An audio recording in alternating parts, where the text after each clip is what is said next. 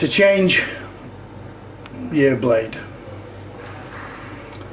you got a 10mm nut, you have a combination 10mm 8mm spanner in the kit.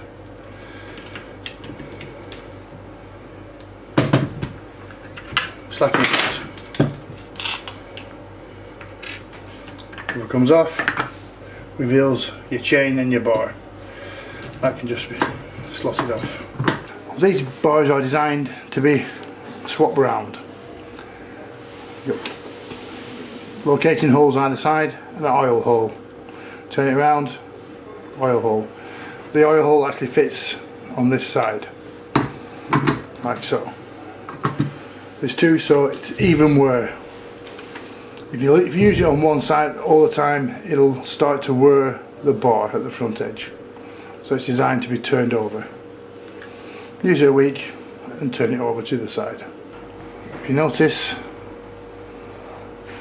that is a cutting edge.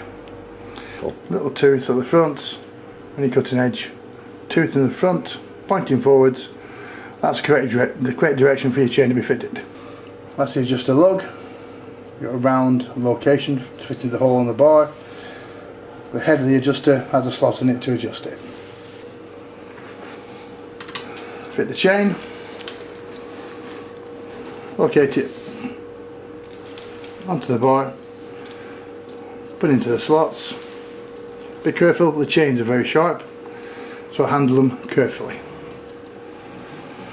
Then you can put the chain behind the drive cog and then line it up with the adjuster.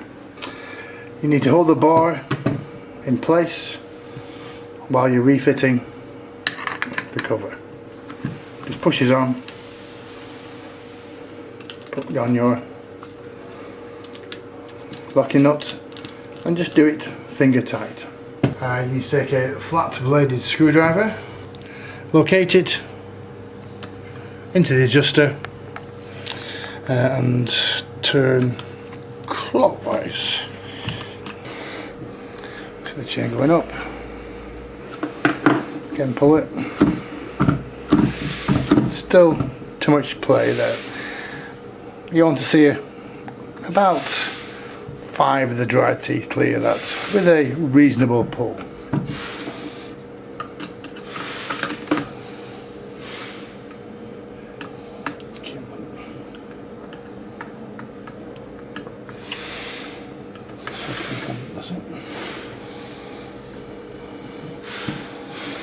Okay.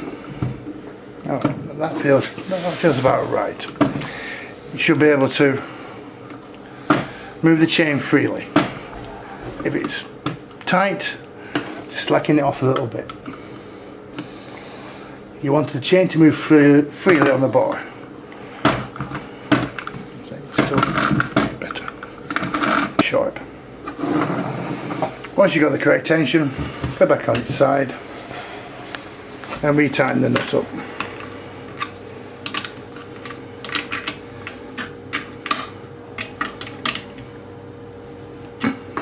And that's the chain set to the correct tension.